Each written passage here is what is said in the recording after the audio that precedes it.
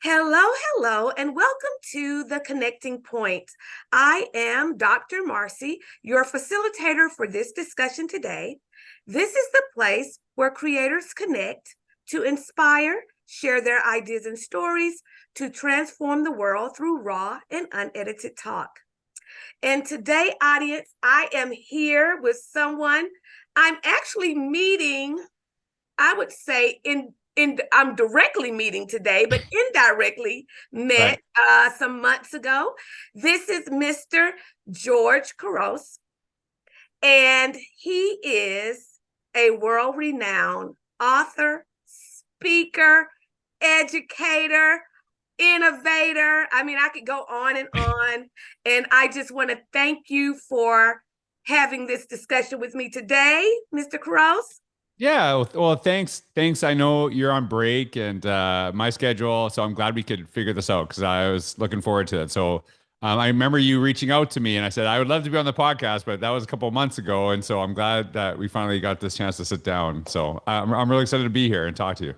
Yes, and Mr. Couros, I must tell the connecting point, Mhm. thus the name of this platform. Well, audience, this gentleman was, I will say, the motivational speaker for many, many educators in the Atlanta public school system. And I think it was in June. Was it July? July. Yeah, I was there a few times, so I was Yeah. working in different groups for sure. Yeah. Yeah, it was during the month of July at our educators conference. And he was the first one to speak that morning. I was sitting in an auditorium. I sat in the back, which I don't normally do. And as he began to talk, I mean, I was just bubbling inside. And one of the reasons I was bubbling inside because his talk connected with my way of thinking about education, about life, and that word connect, connecting with others. That just really stood out to me. And so I said, you know what? I'm going to ask him to come on this platform because I believe many people will be inspired by what you have to say and what you know about being innovative in education.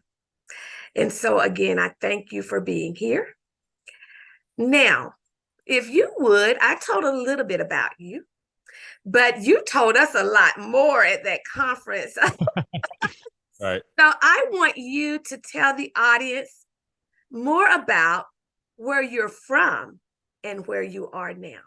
Yeah, well, first of all, please call me George, right? So, George, okay. yeah, you're more welcome to call me George all you want, right? It is really a pleasure, and I feel like you've kind of set me up where I can only go downhill from now, right? What you said. So, I hope I don't blow it for your audience.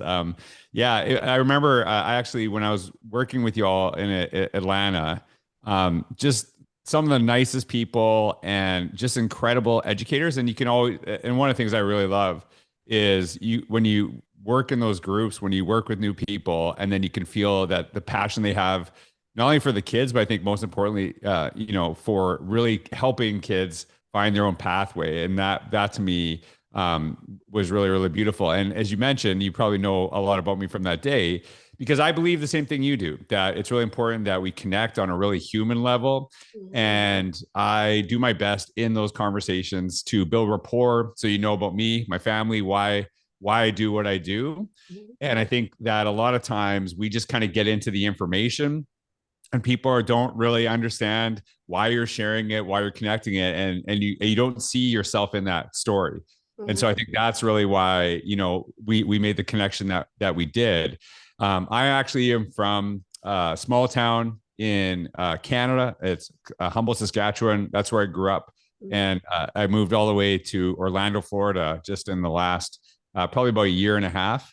And partly because just we wanted a family change and we really wanted to try to create something new for us. And it just I think for me one of the biggest reasons was I do work predominantly in the United States, and travel out of Canada was taking away a lot of time from my family. And so I wanted to find that balance, and it's a continuous process of really being able to do the thing I love and also being with my family as much as possible. And I felt like I had to, when we were in Canada, just because of the travel demands, just going out of the country, crossing the border, all that other stuff, it was really, really tough to do that. So yeah, it's really nice because I was in Minnesota yesterday, and I was home last night, got to spend the morning with my family, and now I get to be on this podcast with you. So I feel really blessed to be with you. And yeah, and I think the big message that I shared that day is something I try to embody, is really, how do we actually take advantage of change, not just let it be thrust upon us and then have to deal with it, but create it ourselves, because it's always the best way to deal with it is when you create that change. And it's something I truly believe in education, but it's also something I try to live. Yeah. Really, really important to me. Yeah. Well, I, as I sat and listened and I pondered after your session with us, I began to think about all of my years in the field of education, which I've been now for 29 years. Most of those have been trying to convince others the importance of reaching people from their multiple intelligences. And so everybody learns differently, everybody receives information differently, and everybody gives information differently. And so I'll tell you a little bit about me, and hopefully you'll find the connection. Some years ago, I said maybe about 12 years ago, I was asked to transport someone very important to an arts conference in Atlanta. It was a huge arts conference for all the music, dance, visual art teachers of Atlanta Public Schools. And so the director said, Marcy, we need you to pick someone up from their hotel and transport them to the conference and then transport them back. The person was Howard Gardner. Wow. And back then, I always knew there's something different about me and the way that I view teaching and my students that looked a little different. So you can imagine about 12 years ago, we really, we've evolved from that point. But when Mr. Gardner got in the car, I already knew about him because of my view on multiple intelligences. But I began to ask him questions. I said, I'm going to use this opportunity to get some information. So I began to talk with him and ask him how he felt about teaching students using differentiation, which was a big buzzword during that time. And he began to tell me some things about multiple intelligences. And so even on our way back, we talked. Never talked to him again afterwards, but he laid such an impact. There was such a seed planted that to this day, I use methods that will help all children learn and be successful. And so I just wanted to tell you, you have no idea what that conference, that speaking engagement that you took that morning. I can only speak for myself. I'm sure there were other educators in the room who felt something too. But for me, it was a divine intervention. Well, you should start a new process called car professional learning, where you have to be with a speaker and you can just, ask them whatever question you want while on a drive, and they have to answer. So I think that's a wonderful opportunity that you took advantage of. First of all, thank you. That really means a lot to me, because I do want to try to make an impact. And I feel like it's not just multiple intelligences that we need to focus on, but multiple pathways to success. And the thing I really struggle with, and I really try to push people to, and I was actually just having this conversation yesterday, are we actually trying to get every kid in our schools good at the same thing? Or are we helping every kid find that they're good at something? And Ah, that really matters to me, right? And it's just like there's a lot of the work that we're actually doing is just trying to get every kid who just to be really good at math. And I'm not saying math's not important or anything like that, but math is, there's certain elements of course that I need to know, but not every kid's going to become a mathematician. And it's almost like we downplay certain opportunities that our kids could have, mhm, um, so that we can fit them in the box of school. mhm. And that to me is really, how do we bring out within our, and I understand like we still have a job to do, and I don't want I don't want any teacher like ignoring their curriculum and getting fired because of this podcast, right? I understand that, but it's really, how do you bring out those gifts within the classrooms you teach? You're really kind of connecting with that, because I really, there's some classrooms, there's some classes I struggled, and I felt that I struggled more Mhm, when I felt the teacher just saw the subject and not the person, right? And mhm, especially if I was already struggling with the content, because it mhm. was really important for me to not ever look dumb. So I'm going to be the class clown instead of looking Ah, dumb. I'm going mhm, to be a terror for you. But there's some classes that hugely benefited me that are being cut in school, like arts, fine arts. My ability to speak, I totally um, relayed that back to my elementary music teacher, Cindy Penrose, mhm, who wrote in my grade A report card, "You will be on a stage one day." And she saw mhm. something in me that I didn't see. But you can't grade, You can't like, go. you can't grade a gift on a stage, No, right? you You can give can't. feedback, you can help bring that out. You can grade it, but you'd be lying, right? Mhm. Like you wouldn't be telling the truth. And so I think that to me is that a lot of the things that we're saying, oh, that's not important, are actually some of the most important gifts that our kids have, and we're squashing them before they even leave our school. So that to me is really, really important, is that not just that we're giving kids different opportunities to share their intelligence, but giving kids opportunities to find their own pathway to success, not the pathway that we determine for them. Because I think that's a lot of times in school, like we want all of our kids to be good at this without consulting them, right? Not even having them in on the conversation, but trying to really help our students.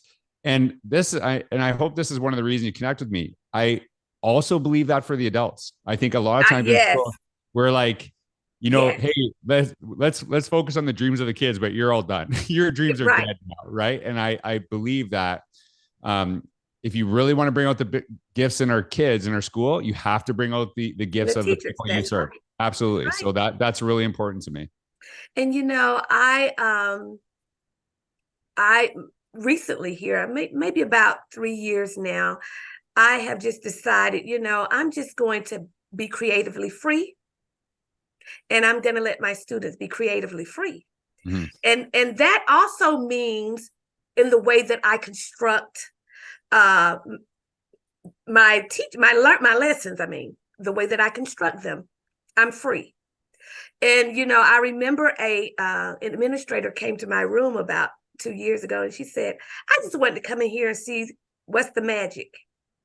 Mm. There's no magic.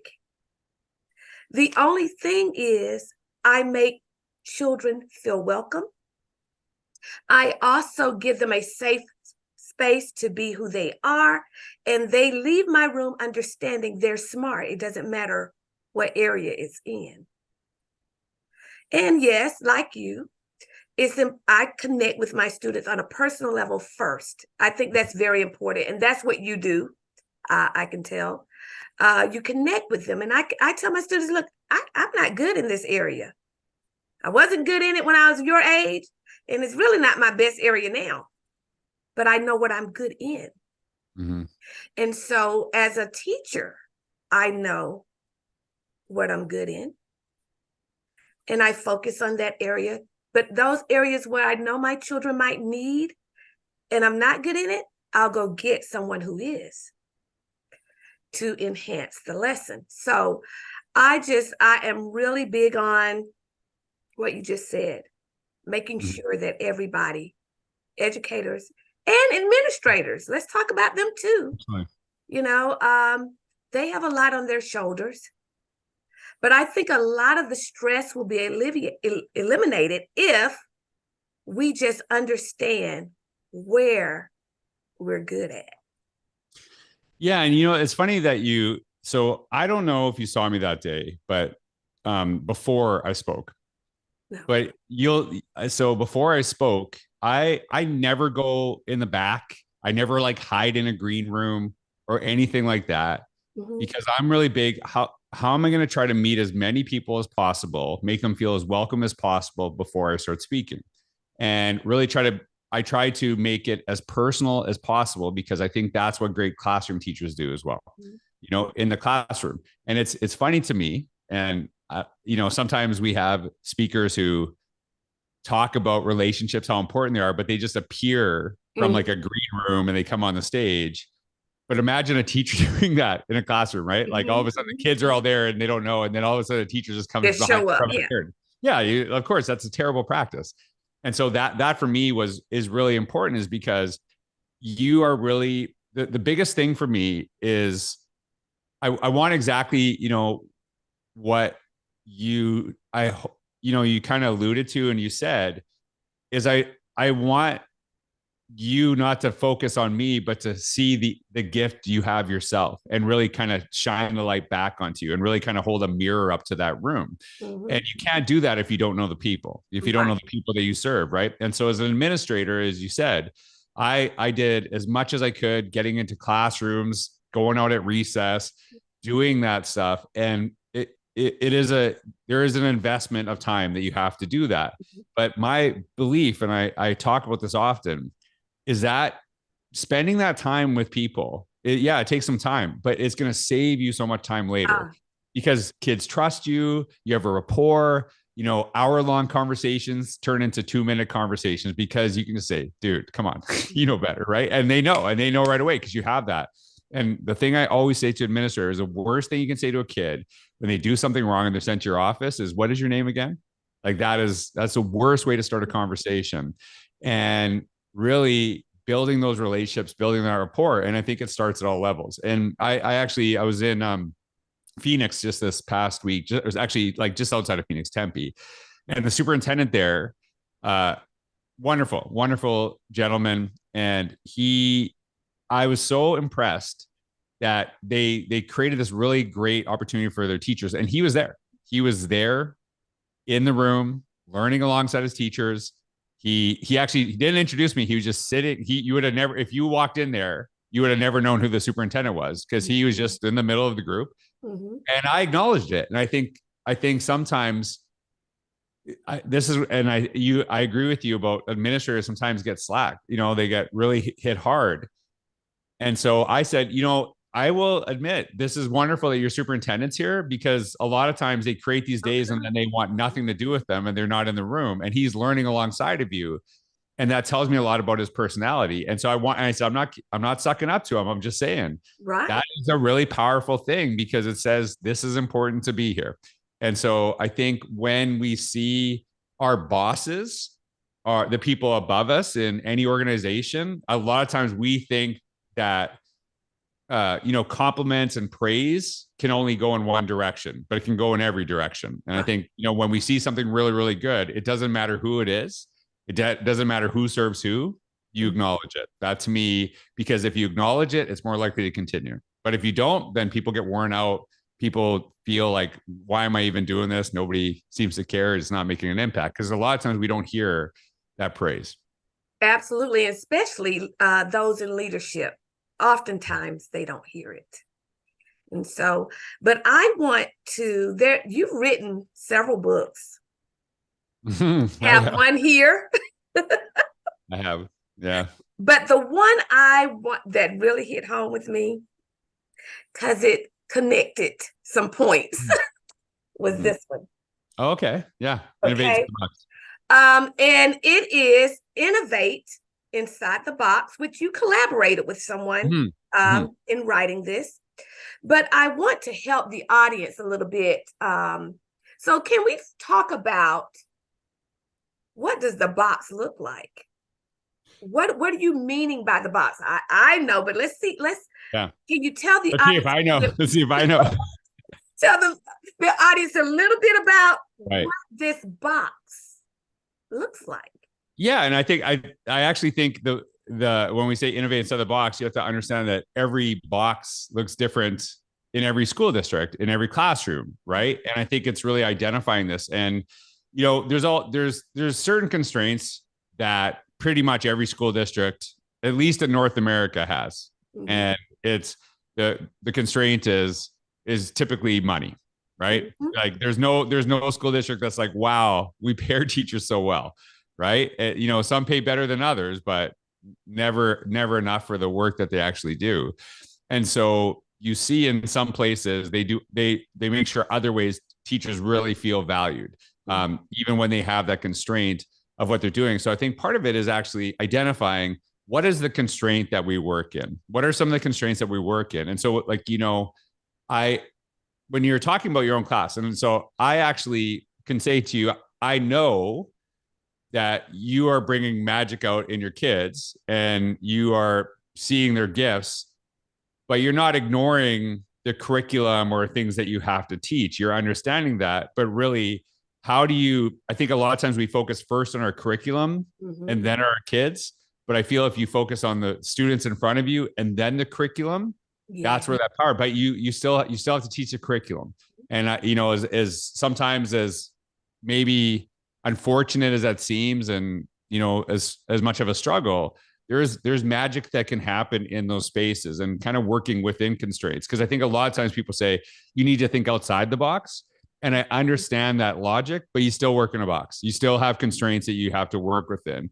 And that to me is really when we have thinking. And the example I always use is, let's say you have a kid in your class and you teach science and they want to be a YouTuber. And a lot of times we just kind of laugh it off, like, whatever, that's cute and all, but I got to teach science, right?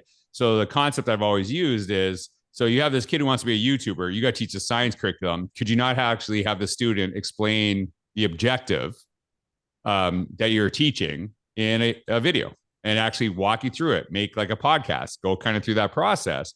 And so it's not curriculum or the innovation, it's how you teach the curriculum is the innovation, right? Still addressing that.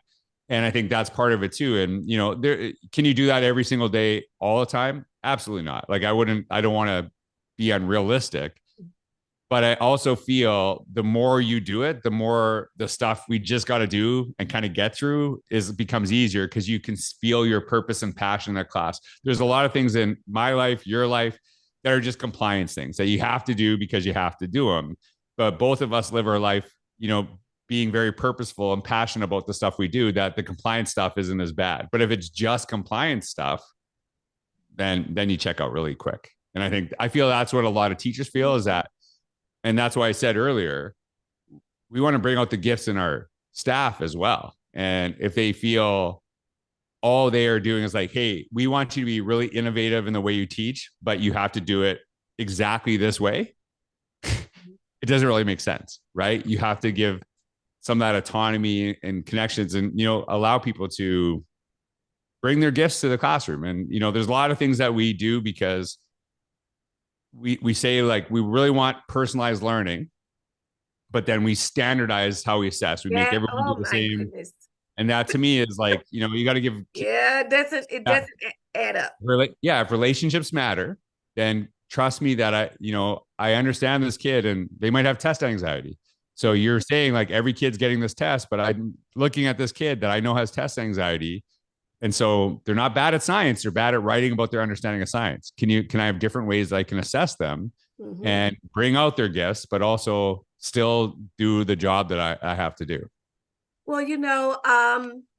when you said we want to personalize learning, but have standardized ways of testing, well, the way that we can really make a big difference is when assessments are just as innovative as the teaching experience and the learning. So until we do that, we're going to have little hiccups. We have to make the assessment just as creative and innovative. And, soon it takes time. It takes time to do innovative teaching. However, students begin to take an investment in the learning process, which will ultimately lighten up the load of the teacher, because now they are doing more of interacting and engaging in the process, which we ultimately want anyway. We want inquiry. We want children to learn through inquiry. And so in order to get them to that point, yes, we have to devote time. However, it gets easier as you go along. But I do want to also point out, because I hear this all the time, I'm in the schools. So I'm hearing the gripes of educators. I'm hearing the gripes of the students. I'm hearing the gripes of the administrators. And for some reason, God has put me in a position where everybody will tell me just what's on their heart. Right. And I hear it. Mm-hmm. Yeah. But one of them is the box of a system. Yeah. And we're all in systems. We're in financial systems. Economic systems. We're in educational systems. There are systems that can put you in a box, but your innovation makes you peek outside of the box. Mm-hmm. And build from outside too. It builds from outside of the box, and it affects the inside. Mm-hmm.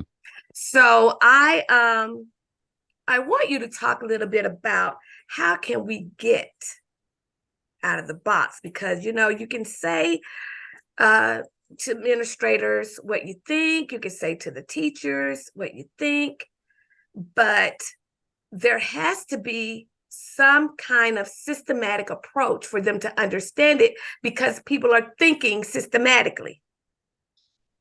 Well, so here, and I don't know if I said this on this day, but I've often brought this up. A lot of times we say the system. Mm-hmm. We are the system.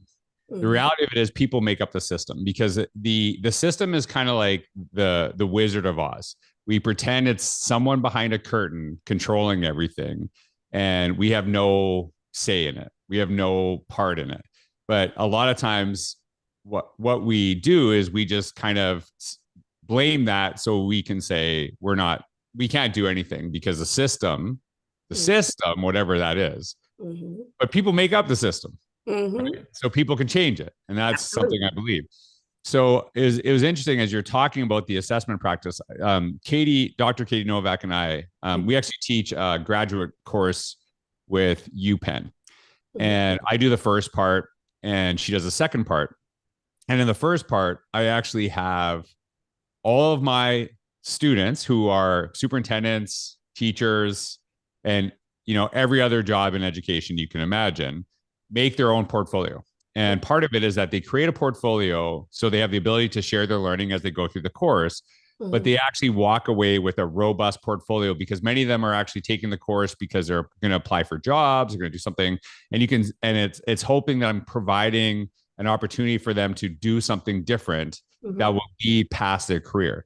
So if you even think about this at the school level, a lot of times kids go to get, to graduate. And I understand that, but they don't actually have like a tangible thing they walk out of. So we want to provide that really tangible thing. And when they are doing this course, I just kind of get them to set up their portfolio, and a lot of people struggle with it. They struggle with that process, and they struggle. And Katie and I have had really great conversations about this, because sometimes people are like, well, this is too hard.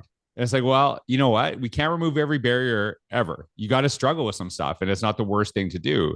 And there's conversations like, oh, I'm not good with technology. And when you say that, a lot of times it's like, I don't like learning new stuff. That's really what we're saying. That's what's, yeah. Right. And so they get through it, they go through the process. And so I do make everyone make a portfolio. But once that portfolio is created, the way they share their learning on each module, each unit can look totally different. Some will do videos, some will do podcasts, some will write.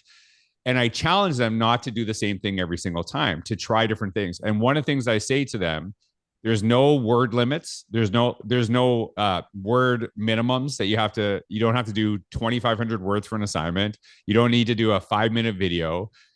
What you need to do is show me you understand the learning, but I also want you to take whatever you're doing, and I want you to take the content and the context of what is being shared in this unit, and I want you to connect it to your current work or the work that you aspire to do. Mhm. And so that it's not, I have to work plus do this course, but it's like, how do I utilize what I'm learning in this course directly to benefit my work? So if you're doing something and it's, it's something that you're working on in your school, tell me about it, but connect it to these concepts. So the interesting thing about that is some of them are doing jobs I've never done. So I know this sounds weird. I don't grade them, because how can I No, it grade doesn't you? sound weird. I don't grade you. I don't grade you on something that you know better than me. Like, that doesn't make any sense to me. So what I'm looking for is, do they understand the content and what we're sharing? And then I'm learning from their job. I'm learning from their process. I'm learning from that as well. And it's a struggle for some of the students because it's very different. And I say to them, I know, again, I have guidelines, not deadlines. So like, hey, you should be around here. You should be done around this time. Okay. So if you're a few days late, don't email me. Don't ask for permission. Everyone's got lives. But if you don't do everything at the end, because I want every time you do something, there's a conversation. So I can say like, hey, tell me more about this, explain this. So we can kind of have a back and forth. And so you walk out through this process. So kind of going back to your original question, the reason I do this is because, and I say this to them specifically, if you appreciate this process and you find it really valuable for your learning, your job is to actually implement not just the learning, but the process with your students. Yes. So it's not just saying, hey, we want you to do universal design for learning, but we're going to do it in a very structured, old school mentality. It's like, we want you to have different ways of sharing your learning, showing, how you represent your ideas and things like that too.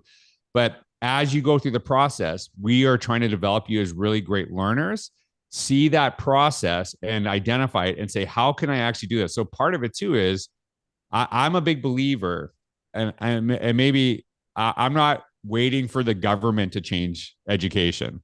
What I'm going to do is I'm going to create something amazing, understanding I do have to work within constraints, where they're going to say, we want to do more of what that guy does.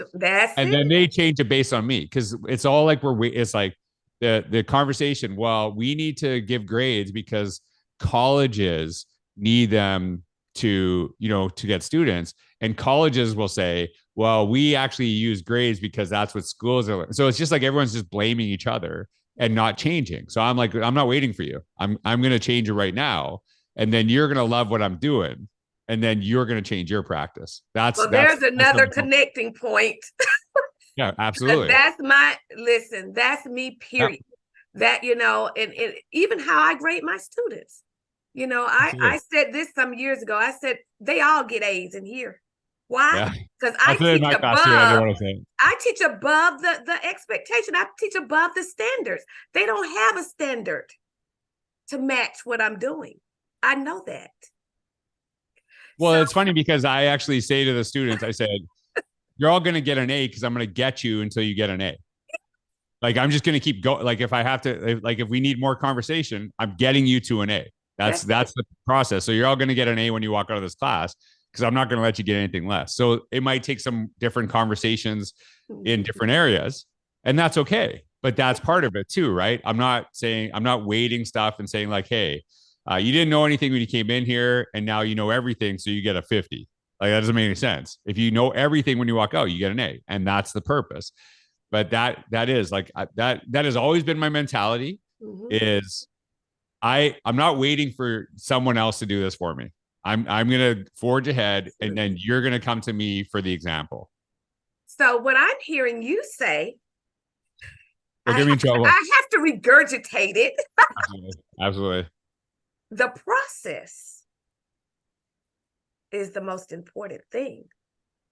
Absolutely.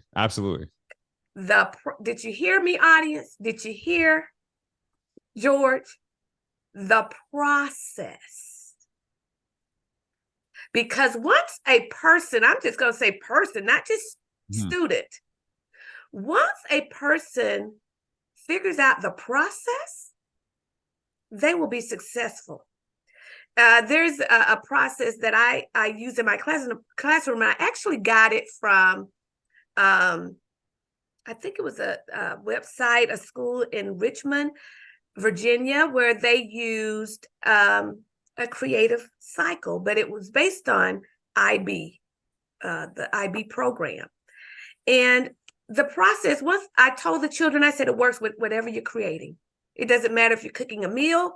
It doesn't matter if you're doing a new hairstyle. It doesn't matter if you're painting a picture, so that they could understand this process not only works in this classroom, but I'm going to be able to use it outside when I'm creating a sand house or whatever. And the process was, you plan, you practice, you polish it by cleaning it up, and then you perform it. You do it. And now that process is embedded in the students. So when I released them and I said, listen, you have a project. I need you to do a creative project. Do the process. I'm going to give you the resources that you need. But you have the process to give me a product. Now, most of the time in my room, you can't grade it. So when you're doing performance-based instruction and learning, let's say music, like I'm a music specialist, it makes no sense. How can I grade a child on what they have created from within? Doesn't work. You know, it's interesting. So I know you said you've been in education for 29 years. So you and I are very similar in age range. So when we were kids, Pluto was a planet, remember? Right? So the product changed. Yes. Right? And so if you didn't have the ability to learn, then you're in trouble, right? Because that information changes. So information can change over time, but and I say this all the time, the ability to learn is forever. Yes. And right now, and it's interesting, I'm actually training, and we have to really kind of identify that learning is everywhere, not just in school. And I am training for a marathon. And I've done a marathon. I did a marathon. I am 48 years old, and I've committed I'm going to do a marathon in every decade of my life. So I did when I was 29. I did when I was 30, and I've waited 18 years to do the one in my 40s. So I might be in trouble. So the thing that's really interesting is, I say this to people because I've done it before. The hardest part is not the marathon. The hardest part is the training. And that's where you really learn about yourself. And, you know, it's that process of doing that. But I look at that, and, you know, every day I kind of look at what I have to do, how I have to go through it. And you learn a lot about, not only about running, but yourself and what you can handle. But also I think about creating a website, you know, starting my own podcast. And so kind of going through that, there's a lot of similarities of like pressing buttons, see what happens, kind of go through this, kind of asking myself, you know, doing all this stuff with your time. So there's a lot of certain elements, and that's really explicit. And, you know, when you talk about your own classroom, it is the embodiment of what I talk about in that day, is that my focus has never been engagement. My focus is empowerment. And the way that I say that is, if you're engaged, it does not mean you're empowered. But if you're empowered, I guarantee you're engaged. Right. And so it is, you want to teach the people you serve how to learn when you are not there. Like that you can figure stuff out on your own when I'm not available. And, you know, we see teachers, and God bless them for doing this. You know, they'll decorate their classrooms. They'll go all out doing all this stuff. And I was probably that teacher in my first few years. And I remember my grade 4 students, I'll never forget this. My first class ever for a full year. I had them. They love me. They love me. And they went to grade 5. I was still at that school. And they came to me one day, and they were saying, Mr. Kroos, we miss you so much. You were so fun to listen to. We could just sit and listen to you all day. And it was just awesome. And now this teacher is making us do stuff and like going through this process. And I'm thinking, I'm a young teacher. I'm like, wow, that must suck. That must be horrible that they make you do stuff when you could have just listened to me all day, right? Because I'm funny, I joke around, I make everything really exciting. And probably about 10 years later, I was like, oh, I was the problem. I was the issue there because it was about look at me as opposed to can you figure this out yourself? Can you actually figure this out? And that teacher who they struggle with, part of the problem was me because they're like, no, we just want to listen to somebody. We don't do this stuff. We'd rather listen. We'd rather listen to someone entertaining for a few hours a day. So that was a big eye-opening moment for me is, sometimes we do everything for our kids, and then when they walk out, they can't do anything for themselves. I'm seeing that so often to the point where I have to just tell the children, I said, listen, you're not robots. Right. And if we want an atmosphere of freedom, creative freedom, then I can't tell you how to create. You have to pull from what's inside. Mm-hmm. But I think we have built a generation of, I don't want to say it, but it looks like it, robots. Yeah. When you say that, Dr. Marcy, years ago when I was principal, and this is very pertinent to what you just said. I read it's one of the Covey books, and it's called The Leader in Me, and it was about schools really seeing students as leaders. And for me, when I talk about leadership, it's actually it is that you have the ability to positively or influence people to make positive moves forward. That's what leadership is. That's so what it's not a role. It's not a job. Some of the best leaders are teachers. Some of the worst administrators are not leaders, right? And so it's really how do you move people forward. And the reason I share this with you is because I loved it. I thought this is such a beautiful idea. This really makes sense to me. So we started going to see some schools, and they had some success with it for sure. But I was all in. I was all in as the principal, and I took some staff so we could go see what this looked like in other schools. And I watched, and these kids were like, I think win. And it was like, ooh, like, are you just saying things? Like, are you just saying the things, or do you actually understand this? And it was just it felt exactly what you said, very robotic. So I was all, and I really am proud of this. I was all in. I was like, we were gonna buy the program, do the whole thing, and I talked to my staff and I said, so what did you think? And they're like, it was great. We really liked it. I said, no. Tell me what you really think. I brought you here for your feedback. I didn't bring you here to agree with me. I want you to tell me what you think.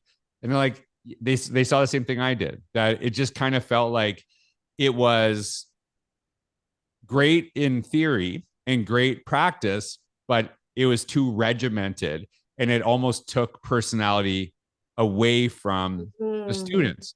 So I listened to them and I said, okay, here's what we're going to do. We're not going to move forward with the program because I don't feel, but we're going to make our own version of it. And we're going to because I think those ideas are really important. But I know as a kid, if you tried to make me into every other kid, I would have fought you like crazy. And because my personality and who I am really, really matters to me. And I don't need a bunch of clones. I need individuals who see their own worth, see their own potential, and have their own personality they bring to our school. I don't need everyone to be the same. So we actually just decided as a school, is like, what does this look like for us? And how do we actually develop our kids as leaders while bringing out the best of who they are already? And so that was a really important aspect because exactly like you said, we didn't want little robots. We didn't want kids just saying the things. So you use innovation. Absolutely. Yeah. That's yeah. what it was. You used innovation. And George, I could talk to you forever about this because it's it is so dear to my heart. And I'm approaching being done with with one role going into another in the field of education. So I am it is my prayer, my hope that the boxes, Yep. the boxes do not constrain the creativity and the innovation. And before we get off of this discussion, I would like you to leave the audience a point to ponder. What would you like to leave the audience thinking about? It's just kind of building on what you just said. I actually think, yes, we do work in a box. Yes, there are constraints that we have, but I'm actually going to be innovative and creative in that space where I'm going to actually change what that box looks like. I'm going to understand that I still have to do some things, but I'm going to actually be the example that people say, you know what? We shouldn't be doing it this way anymore. We shouldn't actually be doing these things. Because I think a lot of times, like I said earlier, we wait for other people to do this for us. But if you're waiting, you're going to be doing that for a long time, right? Mm-hmm. It's really, how do we see that change ourselves? And you are the example of that, right? You're saying, look, I understand I have to do certain things, but I'm going to bring out the gifts in the kids that I serve. And you do that, people will follow you. And then all of a sudden we change what the box looks from the inside. And, I have to say this. One thing about it, two things for sure. Mm-hmm. If what you're doing is working, they're not going to stop you. Exactly. I don't care. You have to be a risk taker. Mm-hmm. But if it's working for children, if it's working for you, if it's working for the administrator, and if it's working for the parents, they're not going to stop you. So what are you doing out there? Doesn't matter whether you're an educator or not. What are you doing to change the box? What are you doing to innovate? What are you doing to create? Mr. George, thank you again. How can someone contact you if they need you to speak? How can they purchase books? Give us the whole spiel. Yeah, if you just go to my website, George Couros, it's still Canadian, even though I live in Florida now. It's georgecouros.ca. You can find me on Twitter, Instagram, G Couros. Yeah, and if you Google me, you'll find everything. So yeah, I'd love to connect with you, and I always appreciate, because the beautiful thing about our time is that these conversations can spill over, before, after, and during the podcast. So I look forward to connecting with your audience. And like I say every week, if you would like to be a guest on the Connecting Point, you have something that can inspire others, you may reach out to me at drmarcyts@gmail.com. Join a creators group, the Connecting Point for Creators group on Facebook. It's just a platform to encourage creators of all kinds to promote and get daily inspiration. You can also go to the website, Dr. Marcy's Connections, and fill out a form, however you choose to do it. All that I ask you to do is share. And how can you share? By sharing this podcast. This podcast airs on Tuesday nights on YouTube, Instagram, TV, Facebook, Twitter. You can also get it on Wednesdays on KBCN TV or Spotify and Anchor. All that I ask, share it so others can be inspired. Again, thank you, George. Thank you. And audience, until we get this moment again,